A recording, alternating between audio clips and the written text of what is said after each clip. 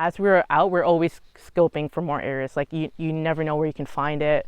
You can just like beachcomb a lot of these areas and you might find pieces of rope or a lot of other pieces of plastic, which is a big issue from ghost gear, just the plastic getting into the water.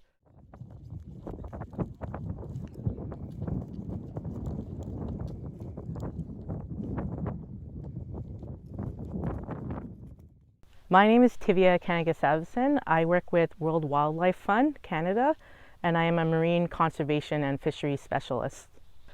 So this project started in 2019. WWF Canada received a grant from DFO, the Department of Fisheries and Oceans Canada, under the Canadian Nature Fund for Aquatic Species at Risk. So this project then became a partnership with NCC, and it was geared towards reducing and mitigating impacts of fisheries on golden cod in the Gilbert Bay Marine Protected Area. We partnered with Marine Institute at Memorial University, and with that work, the master student, Cameron Pye, did a lot of interviews for local knowledge.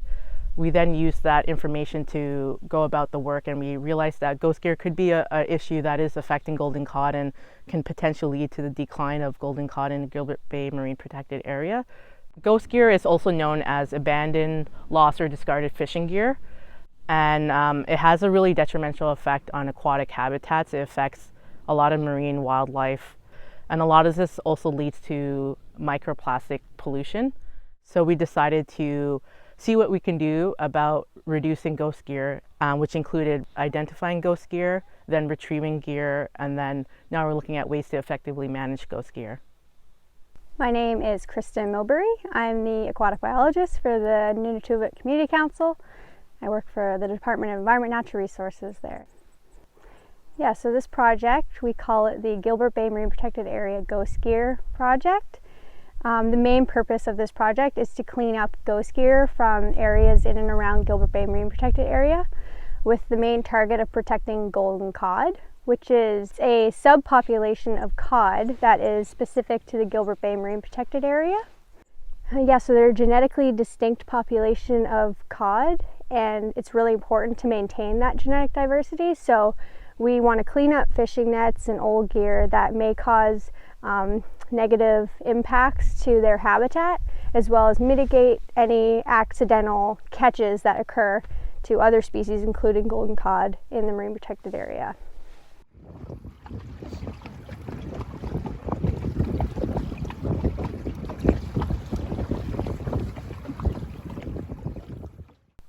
Ghost gear has an impact on the habitat, so it creates an overall decline in the habitat quality, and a big part of that is actually called ghost fishing. So it's basically old nets that are no longer being actively used that make their way back into the ecosystem or the environment, and they continue to fish.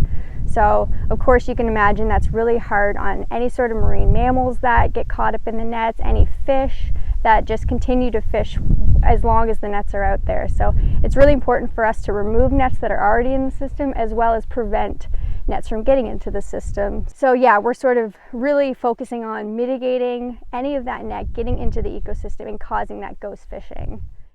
So as we've mentioned before, we partnered with the master student at Marine Institute. He spoke to a lot of locals in the area, and we asked a lot of questions about reasons for golden cod decline, what you think some possible solutions might be, and also the issue of ghost gear.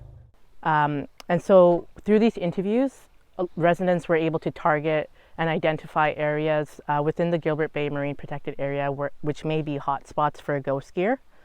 We then use the side scan sonar and a underwater remote operated vehicle camera, and really we just looked to see if we can see any traces of ghost gear underwater.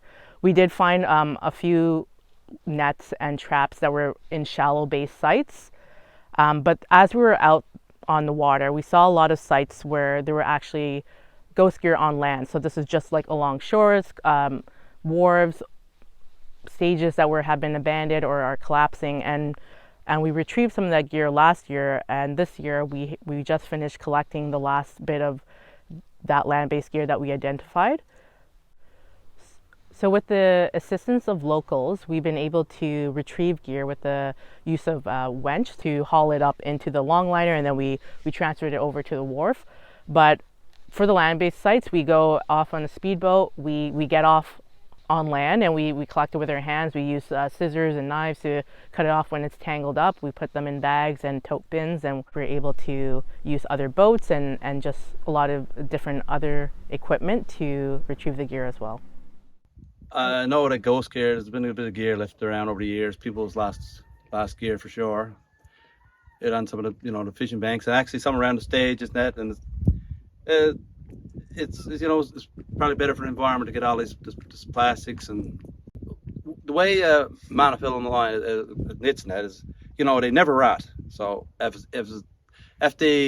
there is a chance of catching anything out there fishing that for no reason and killing other species on the bottom, it's just going to continue to do so until it's took up out of it. It'll just be there pretty much forever. So it feels good to be able to help. Yeah, it feels good as fishery officers too to know that we're helping with the sustainability of the fishery, and we're really motivated to clean up that stuff and make sure that the fishery stays healthy because our livelihood depends on it. It's really now getting to the wrap-up portion and seeing how much net we've actually been able to accumulate over the past couple of years is really rewarding. Especially, like we're going to eventually bring all this gear into Port Hope Simpson, and when you look at our storage facility that we have, it's full with nets, and there's just so much that we've been able to actually get out of the system. So that's really awesome. Ghost gear recycling within the province is not great. So like we mentioned, we're retrieving gear, but then we need to figure out what to do with this gear. With the gill net, which is a monofilament plastic, we're going to be sending that to St. John's to partake in the gill net recycling pilot program, and then it can be reused to make things like coasters and keychains, and then hopefully that's just another way of recycling and reusing this gear that otherwise would be landfilled. We're also going to repurpose a lot of the ropes and maybe some of the twine and some other materials into art.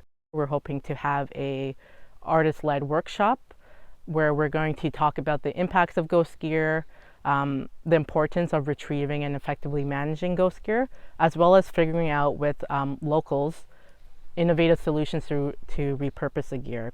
We obviously, collecting the gear is really important, but then we also need to know what to do with it, because if we just continue to put it in landfills and not really effectively manage it, these are only temporary solutions, and we need long-term solutions to target this issue.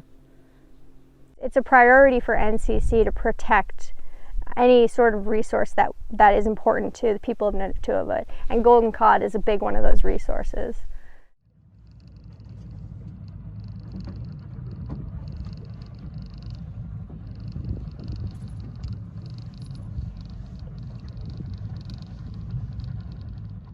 So a really great thing about this project is it has given us the opportunity to learn how to locate gear, how to retrieve it, and what to do with it afterwards.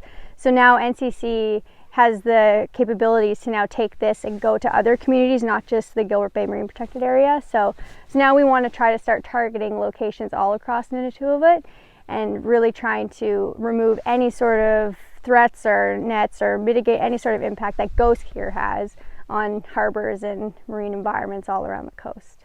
And hopefully for years to come, we'll be able to eventually get all the coastlines cleaned up and put in a system to where we can manage any future ghost gear making its way into the environment.